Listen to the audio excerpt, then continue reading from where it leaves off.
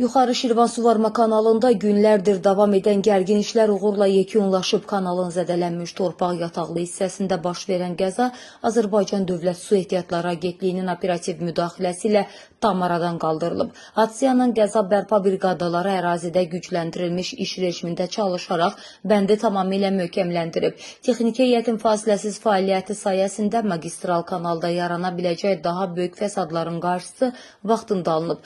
Ən mühüm xəbər isə sakinlərlə bağlıdır. Kanalda işlərin tamamlanması ilə paralel olaraq su qıtlığı çəkən kəndlərə suyun verilişi tam bərpa olunub. Bununla da qəza səbəbindən Ucar rayonunda və ətraf ərazilərdə yaranan müvəqqəti su problemi tamamilə tarixin arxivinə qovuşub. Bütün kəndlər növbəli qrafikdən çıxaraq normal su təminatı rejiminə qayıdıb.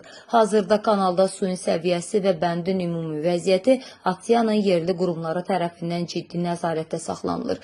Şəbəkə ştat rejimində fəaliyyətini davam etdirir.